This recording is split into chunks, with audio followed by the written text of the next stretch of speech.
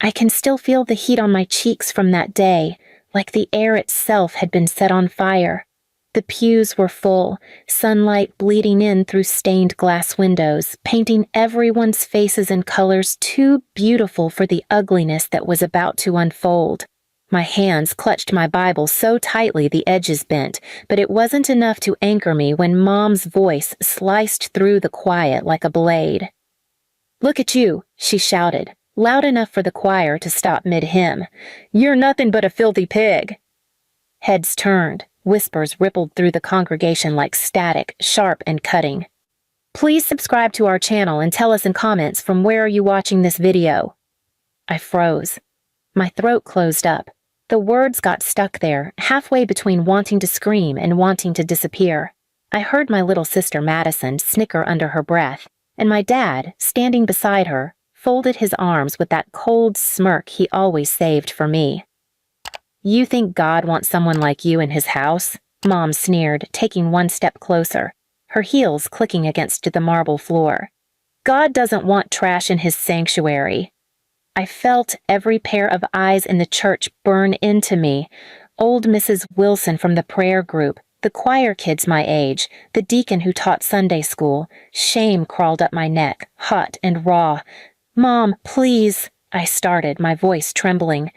Before I could finish, she shoved my shoulder so hard I stumbled backward. "Out. Now." The Bible slipped from my hands and landed on the floor with a dull thud. No one moved to pick it up. No one said a word. I stumbled toward the exit, heart pounding, but my body moved like it didn't belong to me. The wooden doors loomed ahead, heavy and dark, and when I reached them, I could still hear Mom's voice rising behind me. "Let everyone see what failure looks like." I pushed the doors open, letting the spring sunlight blind me for a second, wishing I could melt into the sidewalk. My knees shook so badly I thought I might collapse, but I kept walking, trying to put as much distance between me and those stairs as I could. And then, behind me, I heard the murmurs, the gossip starting like a wildfire. Poor thing. She must have done something terrible. Can you believe her own mother? But no one followed me. No one cared enough to. I made it as far as the steps before my legs gave out. The marble was cold under my palms. My breaths came in short, ragged bursts, and my vision blurred from holding everything in too long. That's when I heard a slow creak. I looked up and saw Pastor Raymond standing in the doorway watching me. His face wasn't like theirs. There was no disgust there, no laughter, just something unreadable. "You shouldn't have had to hear that," he said softly but didn't move closer. I wiped at my face with the back of my hand, embarrassed. "It's fine. I'm used to it." His jaw tightened, but he didn't argue. Instead, he looked back into the church, then down at me. "Do you trust me?" I hesitated. No one had ever asked me that before, not like it mattered. "I guess," I whispered. He nodded once, like he'd made up his mind about something, then stepped forward and handed me a small, weathered envelope. My fingers brushed his for a second, and I almost pulled back, afraid to take it. "What is this?" I asked. "Something they don't want you to see," he said simply. "Don't open it here, and don't tell anyone I gave it to you." Before I could say anything else, he turned back toward the doors. I heard Mom's shrill laughter echoing inside the church, and it twisted my stomach into knots. I stared down at the envelope, heart racing. My name was written on it in handwriting I didn't recognize, sharp, deliberate letters. Why would Mom not want me to see this? I whispered to myself. I tucked it deep into my bag before anyone could notice. I wasn't ready to open it yet. I didn't know why, but something told me that whatever was inside was going to change everything. The rest of the service played on behind me, the music swelling, the prayers rising, the same people who had just watched my humiliation without lifting a finger. I sat on the steps, silent, letting the sun warm my skin while inside my chest something dark and new began to stir. For the first time in my life, I wasn't just hurt. I was angry. And I didn't know it yet, but that envelope in my bag was about to hand me the kind of power they thought I'd never have. The next Sunday, I didn't go back to church. I couldn't. Every time I thought about walking through those heavy doors again, my chest tightened like my ribs were collapsing in on themselves. But that envelope, it sat on my desk all week, daring me to open it. I tried ignoring it at first, telling myself it couldn't matter, that it was probably nothing. Some pamphlet or a Bible verse Pastor Raymond thought would comfort me. But every time I passed by it, I caught myself staring at my name scrawled across the front. Something about those sharp, deliberate letters made my skin prickle. Finally, one night when the house was quiet and everyone was asleep, I locked my door and sat cross-legged on the floor, envelope in hand. My fingers trembled as I tore it open. Inside was a single folded sheet of paper, and when I opened it, I swear my heart stopped. It was a copy of a will.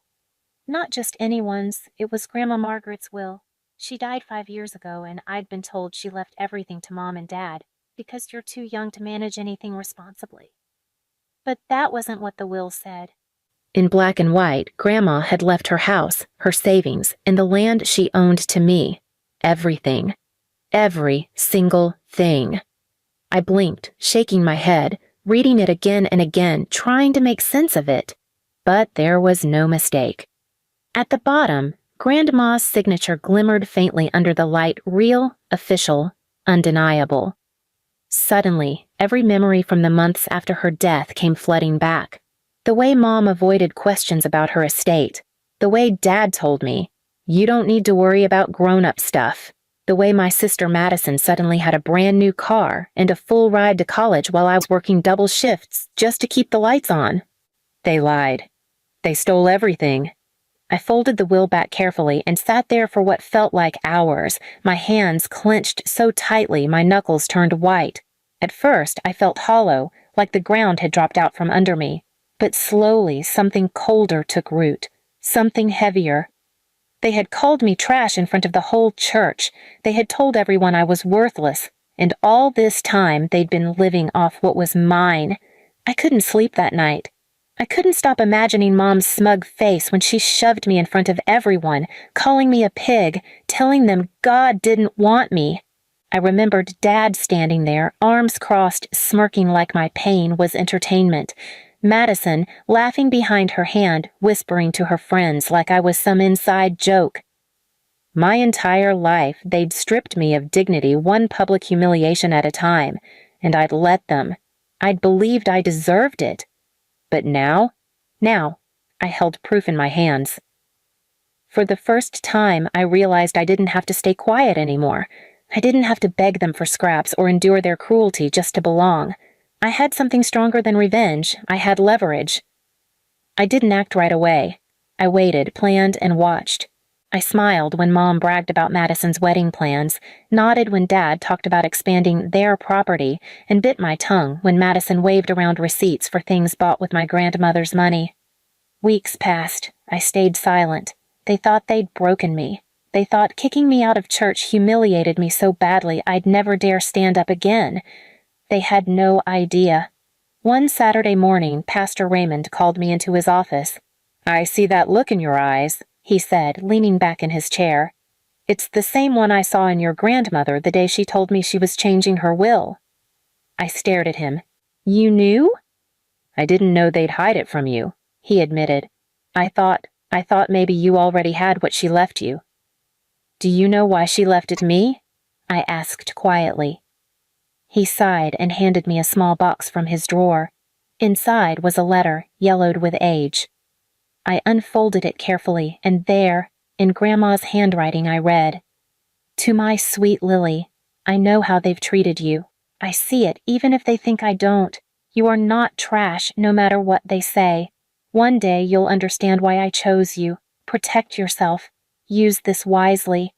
I swallowed hard, my throat thick, the words blurring through my tears. It wasn't just money. It wasn't just property. This was Grandma's way of saying I mattered, that someone had seen me all along. By the time I left the pastor's office, I wasn't the same person.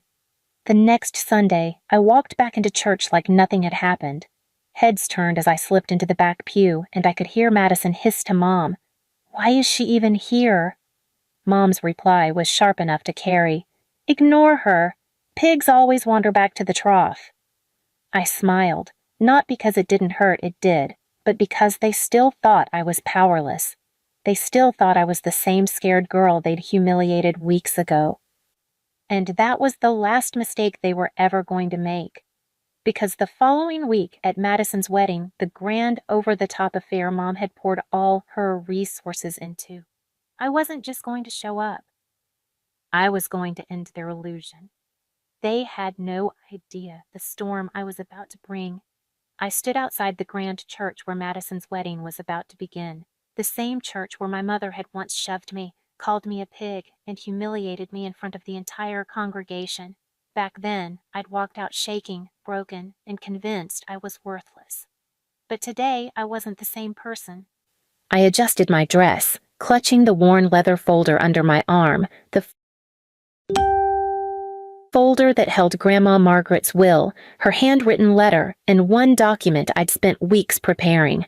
My hands weren't trembling anymore. My heartbeat was steady, like the calm before a storm. Inside, I could already hear music floating through the open doors, the faint murmur of guests, and Madison's obnoxious laugh echoing down the hallway. Everything smelled like roses and expensive candles.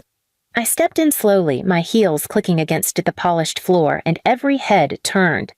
Mom spotted me first. Her smile froze mid-sentence. "What are you doing here?" she hissed, stalking toward me, clutching the edge of her sequined shawl like it was armor. I tilted my head slightly, forcing a polite smile. "I came to congratulate my sister." Her eyes narrowed. "No, you came to cause trouble. You're not ruining this day, Lily. Leave." Before I could reply, Madison floated down the aisle in her glittering white gown, surrounded by bridesmaids and photographers. When she saw me, her face twisted into a smirk. "Wow," she said loudly, making sure everyone could hear. "They let the stray in. Careful, guys, don't step on her. She bites when she's hungry." Laughter rippled through a few guests. Dad appeared behind her, clapping a hand on Madison's shoulder. "Don't waste your breath on her," he said, voice dripping venom. "Some people just can't accept that trash stays trash." My cheeks burned, but I didn't flinch, not this time. Instead, I set the leather folder gently on the nearest table and opened it. "Funny thing about trash," I said softly, but the microphone at the front of the hall caught my voice and carried it across the room. Sometimes, when you dig deep enough, you find gold. Everyone stilled. I lifted the will, holding it high enough for the nearest cameras to catch. Grandma Margaret's official, notarized will, the one you hid from me, the one you forged signatures over to steal everything she left in my name. Gasps rippled through the crowd. Mom went pale. "Lies!" she shouted. "That's fake. You're trying to destroy your sister's day." "Am I?" I snapped, finally raising my voice. "Then maybe you can explain why this document has your handwriting in the forged witness section, or why Madison's shiny new car came straight out of Grandma's bank account, or why Dad suddenly had enough money to invest in his construction company 2 months after she died."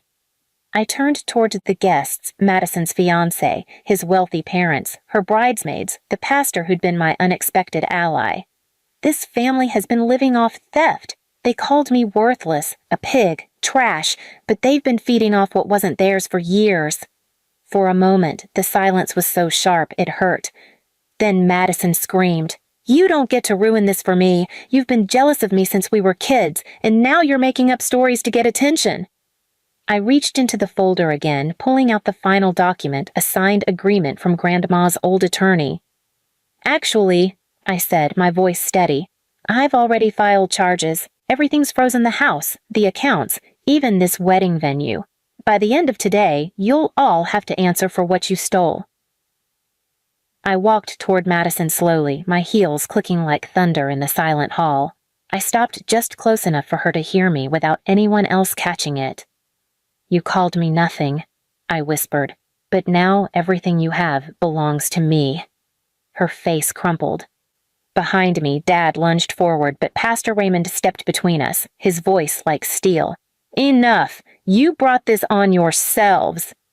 I turned and faced the crowd, my chest rising with something I hadn't felt in years' power. You wanted everyone to believe I was garbage, I said, my voice shaking only slightly. But Grandma believed in me, and today, so will everyone else. I didn't stay to watch the chaos. As I walked out, I heard Madison's fiancé's mother whisper sharply, "Cancel the ceremony." I heard Dad shouting, Mom sobbing, and Madison screaming my name, but I didn't look back. Outside, the sun was warm against my skin, and for the first time in years, the air didn't feel heavy. I wasn't trash. I wasn't worthless. I was finally free. And as I slid into the lawyer's car waiting outside, I smiled faintly. They'd burned me publicly, humiliated me over and over. But this time, I left them standing in the ruins they built themselves.